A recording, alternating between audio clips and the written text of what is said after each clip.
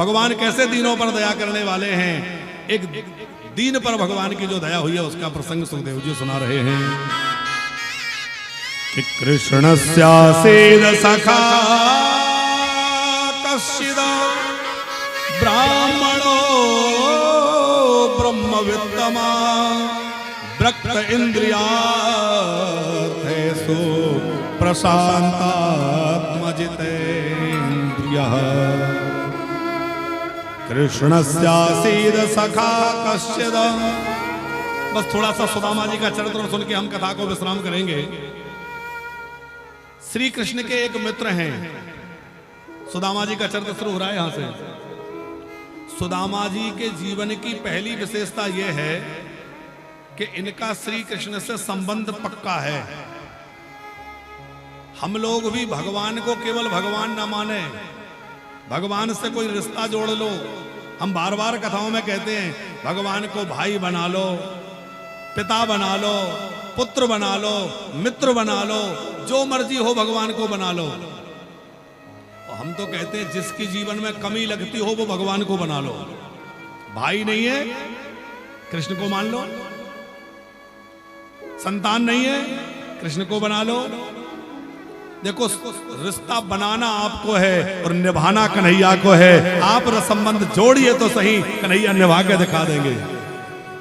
नरसी की बेटी का भात भरने आए कि नहीं? सुदामा जी ने क्या रिश्ता जोड़ा है? सखा।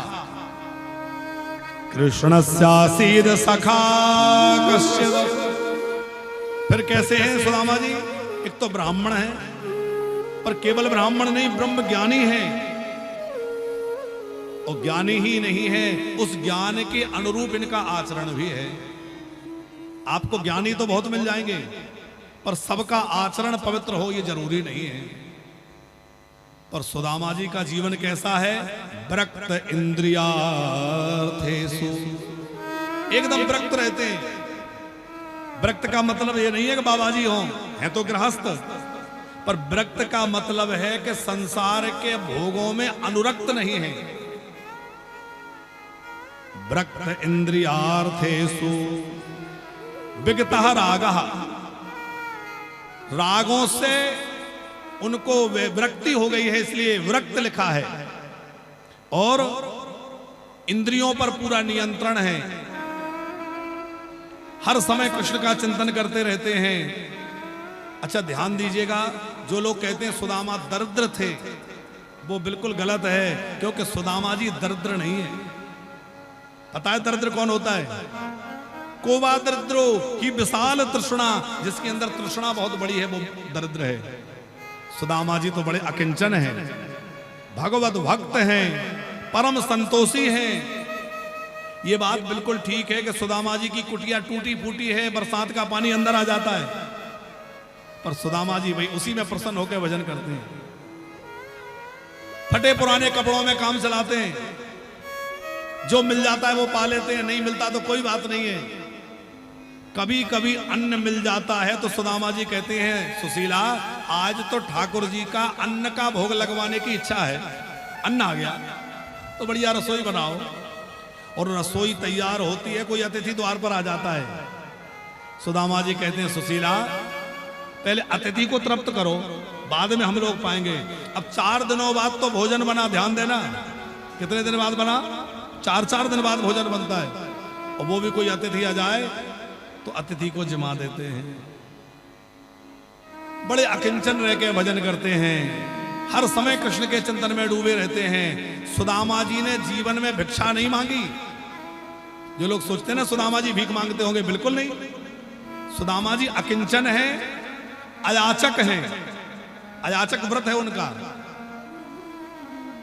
बड़े तेजस्वी हैं, हर समय कृष्ण के चिंतन में भजन में डूबे रहते हैं। अच्छा सुशीला जी अपनी भूख तो सहन कर लेती हैं। सुशीला का जैसा नाम है वैसा ही गुण है, बड़ी सुशील हैं। कैसी सुशील हैं? देखो धन संपत्ति सुख सुविधा वैभव देने वाले पति की सेवा करना कोई बड़ी बात नहीं है, पर निर्धन पति अकिंचन पति की परमेश्वर मान के पूजा करना, सेवा करना, ये कोई महान पतिव्रता नारी ही कर सकती है। सुशीला महान पतिव्रता है। अद्भुत सेवा करती हैं, कभी शिकायत नहीं करती। और कोई होती तो कह देती कि जब खिलाने की बस की नहीं थी तो विवाह क्यों कर लिया, महात्मा बन जाते, बाबा क्यों नहीं बन गए। पर ना, सुशीला जी बड़े भाव से सेवा करती हैं। जब सुशीला के घर में 2-2, 3-3 दिन तक भोजन नहीं बनता, ब्रजकिशोर जी मोहल्ले की माताएं महिलाएं पूछ लेती हैं, क्यों सुशीला तुम्हारे घर आज रोटी नहीं बनी, भोजन नहीं बना। बोले क्यों, तुम्हारे यहाँ चूल्हा जलता तो दिखाई नहीं। पुराने लोग चूल्हे जलने के धुएं से पता कर लेते कि कोई मेहमान आया है। तो सुशीला ये नहीं कहती कि घर में रसोई के लिए कुछ है ही नहीं। क्या कहती है, हम लोगों का व्रत है। अच्छा क्या व्रत है, बोले एकादशी है। अच्छा 4 दिन बाद फिर चूल्हा नहीं जला, फिर किसी पड़ोसन ने पूछ दिया, फिर बोले व्रत है। तो किसी दिन किसी पड़ोसन ने कहा कि अरे सुशीला, लोगों के यहाँ महीने में 2 एकादशी होती हैं, तुम जब देखो कहते हो एकादशी है, व्रत है, एकादशी। अरे कितनी एकादशी आएंगी। तो सुशीला क्या कहती है कि एक मास 2 पाखों में 2 एकादशी होए, और मेरे तो गोपाल जी नित्य एकादशी होए।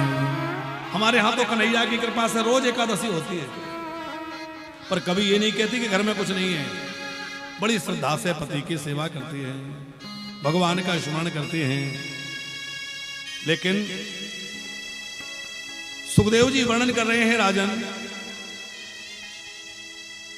सुशीला जी के जो बच्चे हैं, अब छोटे छोटे बाल गोपाल हो गए, परिवार बढ़ गया। जब छोटे छोटे बाल गोपाल हो गए तो बच्चों की भूख सुशीला से देखी नहीं जाती। पर फिर भी पति से शिकायत नहीं करती। अच्छा कभी कभी सुशीला सोचती है कि जाके पति से कुछ कहूं, पर जाके देखती है तो पति तो ध्यान में बैठे हैं, आंख बंद है, कृष्ण कृष्ण कृष्ण कृष्ण पुकार रहे हैं। तो सोचती है कि अब ये ध्यान में बैठे हैं, इनको क्यों परेशान करूं। तो सुशीला लौट के आ जाती है। अच्छा अब एक प्रश्न ये खड़ा होता है कि जब भिक्षा नहीं मांगते, कोई काम धंधा नहीं करते, तो सुदामा जी का जीवन चलता कैसे है, आजीविका का साधन क्या है। वह ब्राह्मण बालकों को वेदाध्ययन कराते हैं और बिना मांगे स्वेच्छा से कभी कोई कुछ उनको दे जाता है तो उसी को भगवत प्रसादी मान करके अपना निर्वाह करते हैं। वो कुछ नहीं मिलता है तो भगवान का चरणामृत पी करके तुलसी का भगवान को भोग लगा के तुलसी ही ग्रहण कर लेते हैं, उसी में संतुष्ट रह के भजन करते हैं। बड़ा इनका सात्विक जीवन है। एक दिन सुशीला ने देखा कि सुदामा जी भजन से उठे हैं, कृष्ण कृष्ण कहते हुए बाहर आए। सुशीला जल का पात्र लेकर आई, जल पिलाया और जल पिला करके कहा, स्वामी आप जिन श्री कृष्ण का नाम लेते रहते हैं, क्या उनसे कभी मिलने की इच्छा नहीं होती। इतना कहते ही तो सुदामा जी के नेत्रों से आंसुओं की धारा, रोम रोम पुलकित हो गया। सुदामा जी पुलकित हो गए और बोले, सुशीला तू कह रही है इच्छा नहीं होती, इस जीवन में एक ही इच्छा है, कन्हैया तुम्हें एक नजर देखना है, जिधर तुम छुपे हो उधर देखना है। बस एक ही तो इच्छा शेष है। अब समापन का समय हो रहा है, इसलिए जल्दी जल्दी प्रसंग को पूरा करेंगे कि सुशीला जी ने बार बार आग्रह किया कि जिन प्रभु का नाम लेने से आप इतने गदगद हो जाते हैं, कभी उनके दर्शन की इच्छा नहीं होती। एक बार आप जाइए।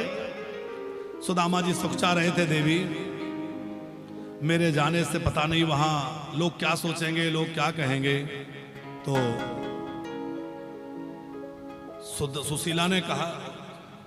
सुशीला ने कहा कि प्रभु आपकी भी तो श्री कृष्ण प्रतीक्षा करते होंगे। अरे जैसे आपके मन में कृष्ण के मिलन की इच्छा है, वैसे ही कृष्ण के मन में भी तो आपसे मिलन की इच्छा होगी। आप जाएंगे तो उनको बड़ा आनंद होगा।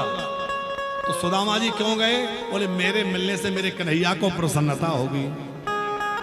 देवी मैं आज ही जाऊंगा, कुछ उपहार, क्योंकि मित्र के यहाँ जाओ तो खाली हाथ नहीं जाना चाहिए। मित्र के यहाँ, राजा के यहाँ, गुरु के यहाँ, स्वामी के यहाँ खाली हाथ नहीं जाना चाहिए। और श्री कृष्ण तो मेरे मित्र भी हैं, राजा भी हैं, और कृष्णम वंदे जगत गुरु के नाते से गुरु भी हैं, और जगत के मालिक हैं तो स्वामी भी हैं। तो उनके यहाँ तो खाली हाथ बिल्कुल नहीं जाना चाहिए, कुछ लेके जाऊं। फटे से कपड़े में 4 मुट्ठी चावल ब्राह्मणों के घर से लाकर सुशीला ने बांधकर पोटली दे दी और सुदामा जी लेकर चले। अच्छा देखो, सुदामा जी श्री कृष्ण के पास जा रहे हैं तो कुछ लेने नहीं जा रहे बल्कि कुछ देने जा रहे हैं। भले ही 4 मुट्ठी चावल है पर देने जा रहे हैं। और हमारे लिए तो वो 4 मुट्ठी चावल है पर सुदामा जी का तो सर्वस्व है, वो तो उनके पास तो उतना ही है। तो माने अपना सर्वस्व कृष्ण को समर्पित करने जा रहे हैं। बड़े प्रसन्न होकर के भगवान के मिलन के लिए सुदामा जी चले। दौड़ने लगते हैं, गिर जाते हैं, फिर उठते हैं, फिर भागते हैं। आज कृष्ण का दर्शन होगा, द्वारिकाधीश से मिलूंगा। जैसे तैसे पहुंच गए। द्वार पर जाकर द्वारपालों से निवेदन किया। द्वारपालों ने पहले तो बहुत समझाया, महाराज कोई बात हो तो हमें आज्ञा करिए, श्री कृष्ण के दर्शन करना है, मुझे और कोई लालसा नहीं है। तब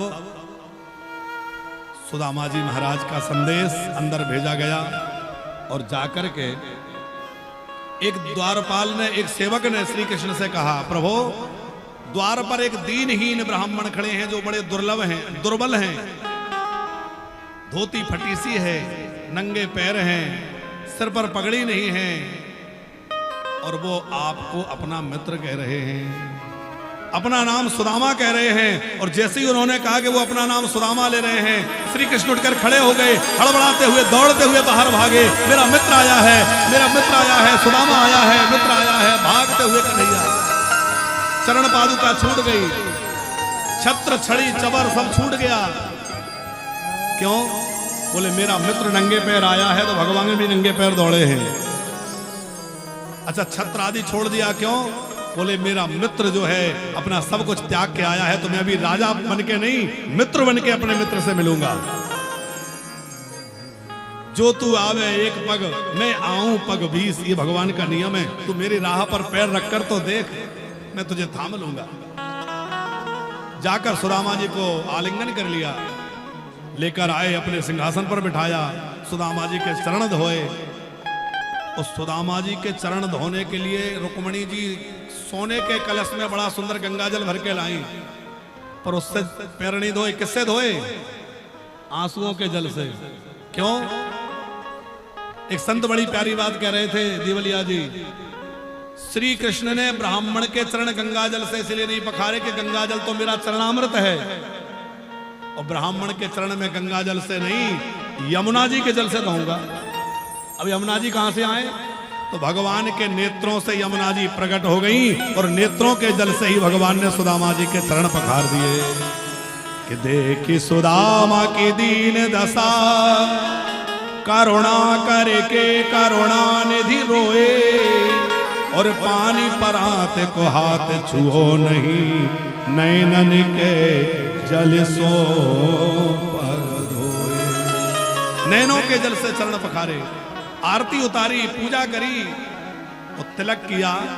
तो सुदामा जी के ललाट पर लिखा था श्री 6, और प्रभु के हाथ से तिलक होते ही भाग्य के अंक पलट गए और श्री 6 का उल्टा क्या हो गया? यक्षश्री, यक्षराज कुबेर के पास जैसा वैभव तुम्हें प्राप्त हो जाए। अधिकारियों के पास जो मोहर होती है उसके अंक उल्टे लिखे होते हैं, पर जब अधिकारी उस मोहर को कहीं लगाते हैं तो सीधे हो जाते हैं। हमारे भाग्य में भी यदि कुछ उल्टे पुल्टे अंक लिखे हों तो घबराना मत, संत और सदगुरु के चरणों में मस्तक रख देना, सारे अंक पलट के सीधे हो जाएंगे साहब। आप संतों के चरणों में सर रख दोगे तो भाग्य के लेखे पलट जाएंगे। सुदामा जी का खूब सत्कार हुआ। फिर प्रभु ने कहा क्या उपहार लाए हो? सुदामा जी संकोच में छुपा रहे थे। वो 4 मुट्ठी चावल प्रभु ने छीन लिए। बड़े भाव से प्रभु ने कच्चे चावल पाए। बड़ा दिव्य दोनों मित्रों का मिलन है। फिर सुदामा जी ने विदा ली तो भगवान ने प्रत्यक्ष रूप से कोई विदाई नहीं दी, लेकिन सुदामा अपने नगर में गए तो देखा कि जहां टूटी सी झोपड़ी थी वहां विशाल महल बना हुआ है। सुदामा जी तो डर गए, कहीं मैं दोबारा लौट के द्वारिका तो नहीं आ गया, ये महल कहां से आ गए। फिर सोचा जगह तो वही है, ये पीपल का पेड़, ये तुलसी का बिरवा। अरे लगता है मैं चला गया, किसी सेठ को मेरी जगह पसंद आ गई होगी, मेरी झोपड़ी हटा के महल बना लिया। फिर सोचा सुशीला तो मिल जाती, झोपड़ी गई सो गई। तब तक क्या देखा कि सुशीला जी उस दासियों से घिरी हुई पूजा का थाल हाथ में लिए आरती करने चली आ रही हैं, बड़ी सजी धजी। सोचा कोई सेठानी आ रही है, किनारे पे हो गए। सुशीला जी ने कहा वहां कहां जा रहे हो? मैं आपकी आरती करने आई हूं। अरे देवी ये सब क्या है, मैं तो पहचाना ही नहीं। सुशीला ने कहा जिन द्वारिकाधीश के घर गए थे उन्हीं द्वारिकाधीश ने ये सब वैभव प्रदान किया है, ये सब उन्हीं का प्रसाद है। अब ध्यान देना, भगवान से मांगोगे तो उतना ही मिलेगा जितना मांगा है।